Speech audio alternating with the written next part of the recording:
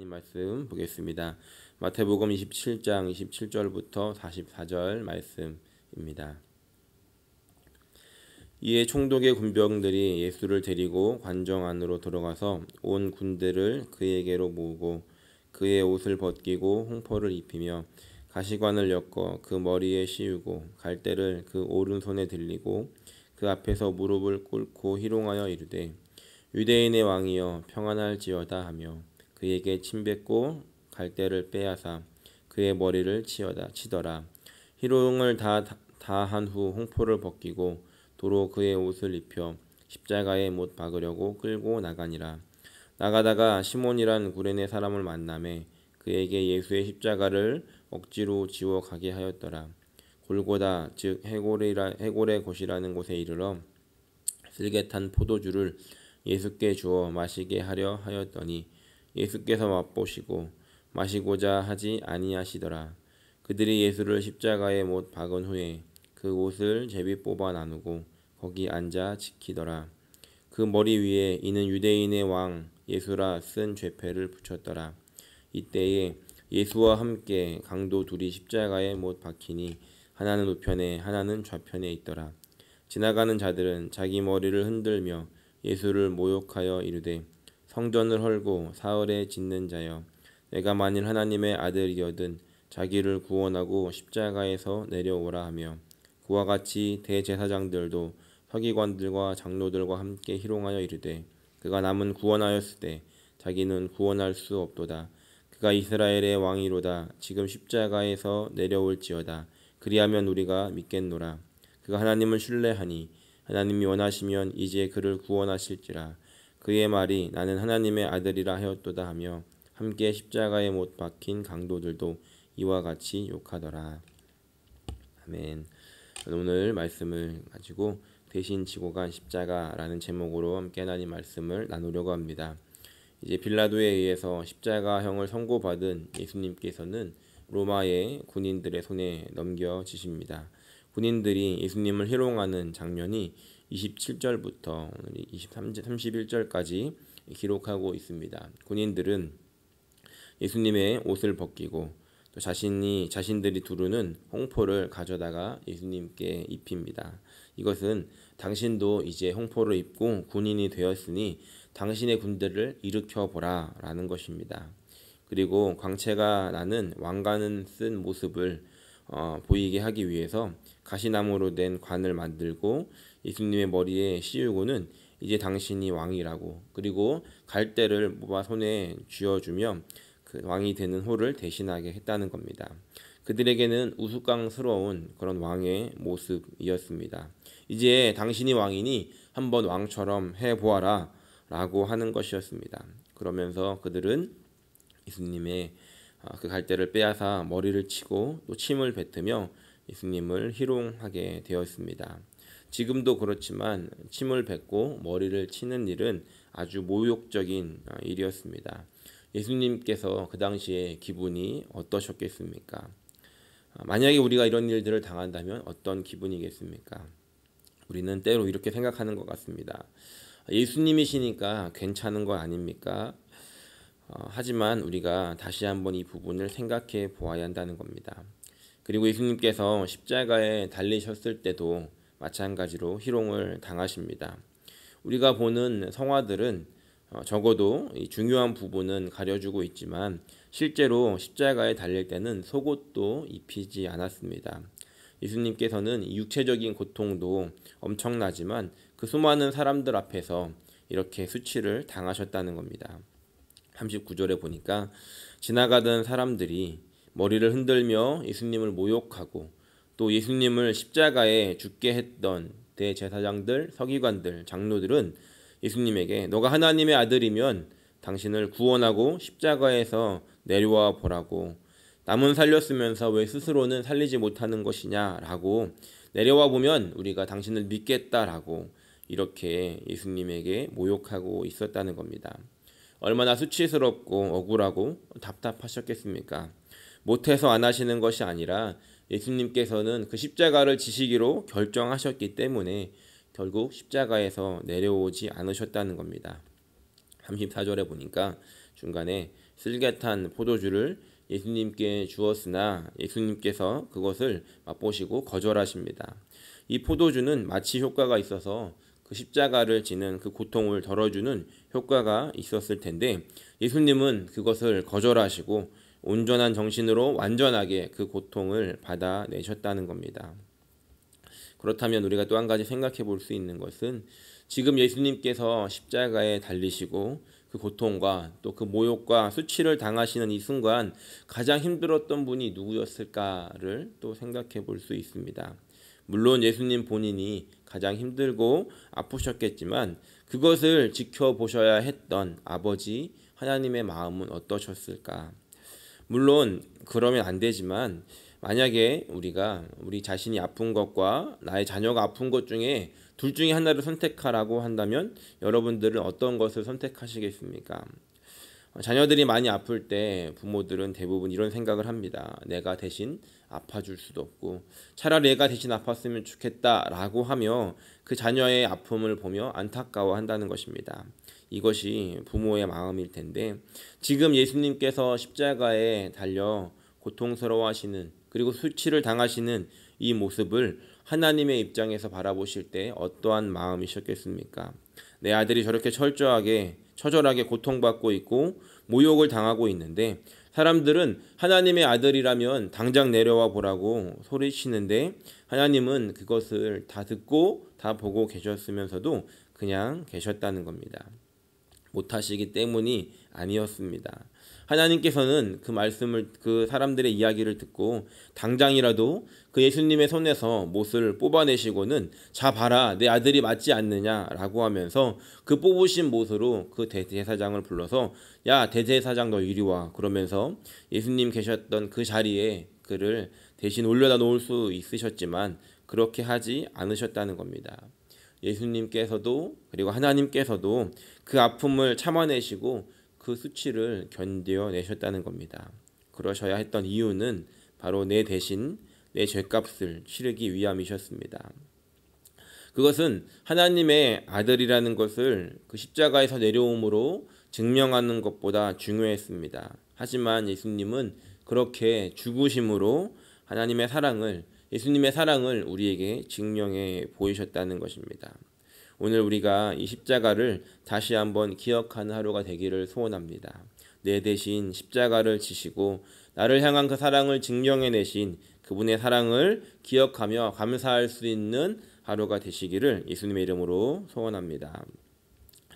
두 번째로는 예수님께서 십자가를 지고 가시는 중에 그 십자가를 대신 지고 간 한 사람의 이야기를 생각해 보려고 합니다.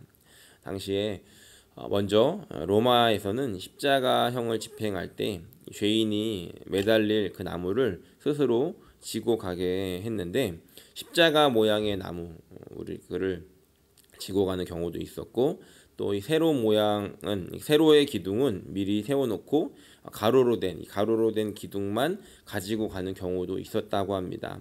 이 둘 다 십자가형을 집행하는 방법이었는데 예수님의 경우에는 어떤 형태였는지 학자들마다 의견이 다릅니다. 그래서 영화들을 보면 예수님이 십자가에 달리시는 장면들에 약간의 차이가 있는 것을 우리가 볼 수 있습니다. 어쨌든 이 가로 기둥만 지고 갔다고 해도 무게가 적어도 42kg 이상 나가는 기둥이었다라고 합니다. 예수님께서는 이미 많은 채찍에 맞으셔서 살이 다 터져나가고 피를 많이 흘리신 상태였습니다. 아시겠지만 상처 부위에 무엇인가가 닿는다는 것은 너무나 고통스러운 일입니다. 그런데 채찍을 맞으신 그 자리에 그 매달리실 거친 나무 기둥을 올려놓고 갈보리 언덕을 오르시는 건 너무나 큰 아픔이었을 것입니다. 그래서 중간에 십자가를 지고 가는 사람들은 쓰러지는 경우들이 많았는데 예수님의 경우도 마찬가지였던 것 같습니다. 그때 로마의 군인들은 마침 그곳을 지나가던 구레네 사람 시몬에게 그 예수님의 십자가를 대신 지고 가게 했습니다. 로마의 군인들은 법적으로 아무에게나 자신의 무기를 들고 오리 약 2km 정도를 가게 할 수 있었는데 그런 법을 알고 있었던 시몬은 그 십자가 나무를 지는 것을 결코 거절할 수 없었을 것입니다. 이 시몬에 대해서 성경이 기록하고 있는 것은 구레네 사람이라는 것밖에 없습니다.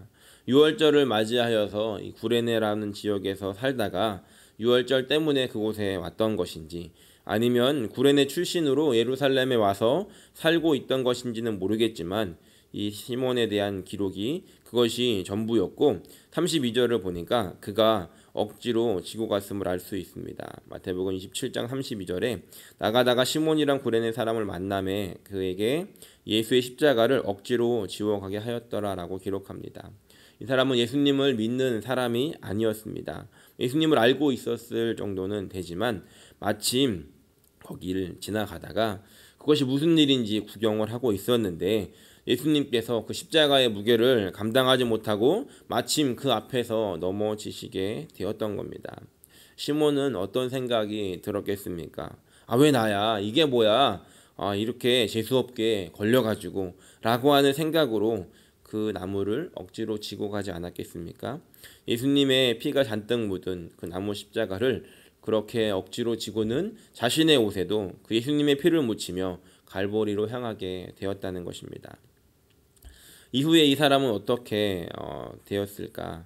한 가지 단서를 우리가 성경에서 찾을 수 있는데 마가복음 15장 21절을 보면 이렇게 기록합니다.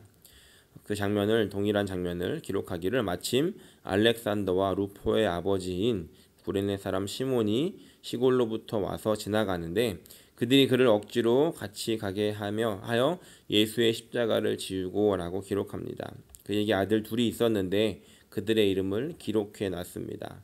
이름을 기록해 놨다는 것은 이후에 마가복음이 쓰이게 되었을 때 그 마가복음을 읽었던 공동체가 그 사람을 알고 있었기 때문이었을 것입니다. 그래서 그 사람이 이 당시에 이랬었구나, 이런 역사를 가지고 있구나 라고 하는 것을 기억할 수 있게 했다는 것인데, 이 시몬은 어떻게 되었는지 알 수는 없어도 그 아들 중에 한 명의 이름이 또 다른 성경책에 이렇게 그 아들 둘이 마가복음에 기록이 되어 있고, 또 그 두 아들 중에 한 명은 또 다른 성경에 기록이 되어 있는데 로마서 16장 13절을 보면 이렇게 기록합니다.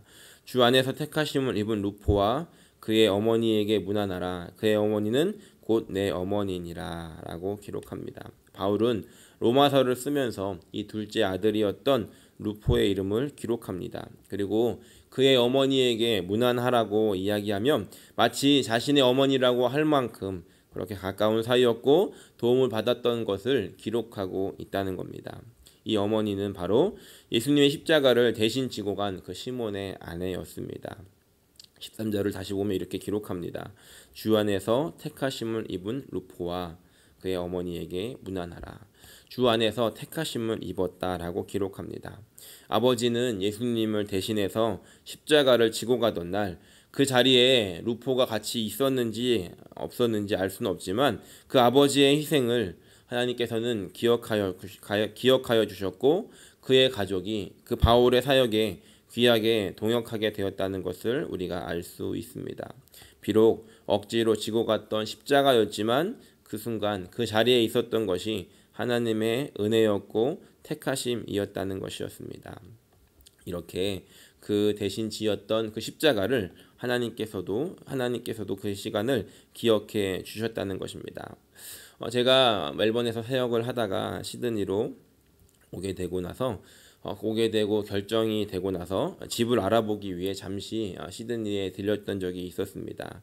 그 당시에 시드니에는 아는 사람도 없었고 와이프와 함께 그저 집을 알아보기 위해서 시드니로 이사할 것을 준비하기 위해서 잠깐 방문했던 적이 있었습니다. 그때 한 식당을 가서 밥을 먹게 되었는데 그곳에 한 목사님께서 계셨습니다. 그래서 인사를 드리고 또 앉아서 식사를 하고 나가려고 하는데, 물론 이제 목사님께서는 먼저 식사를 하시고 나가셨는데 식사를 마치고 나가려고 계산을 하려고 하니까 그 계산하는 장소에 계셨던 아주머니께서 아까 나가셨던 분이 다 계산을 하고 대신 돈을 내고 가셨다라는 것입니다. 그 당시에 굉장히 이렇게 감동이었습니다. 왜냐하면 시드니 아는 사람이 별로 없었을 당시에 우연히 만났던 그 자리에서 대신 저희가 먹은 밥값을 내고 가셨기 때문이었습니다.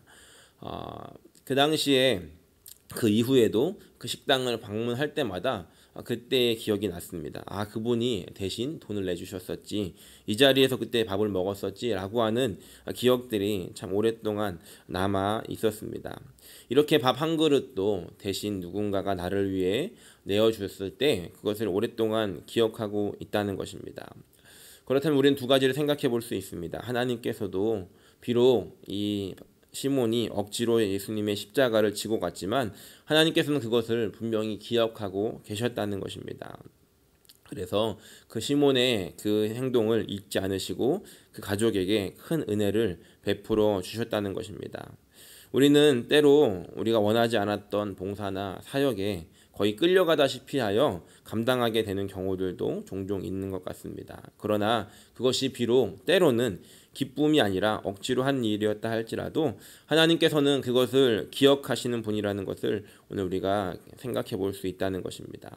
그것이 비록 나에게는 그 당시에는 기분 나쁜 억지로 했던 일이었지만 하나님께서는 그 은혜의 자리를 우리에게 주심으로 말미암아 그것을 하나님께서 기억하셨고 그것을 통해서 우리에게 다른 은혜를 부어주시는 분이라는 것을 우리가 기억하며 감사할 수 있는 저 여러분들이 되시기를 소원합니다.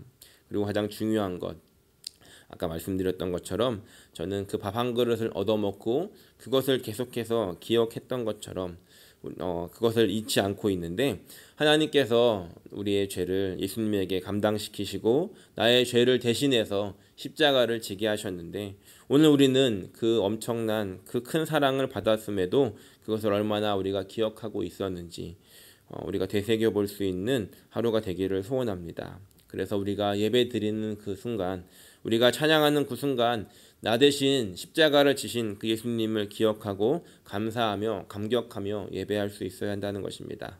오늘 하루 다시 한번 그네를 기억하고 되새기며 오늘 나 대신 십자가를 지신 예수님께 감사함으로 나아갈 수 있는 귀하고 복된 날이 되시기를 예수님의 이름으로 간절히 축원합니다.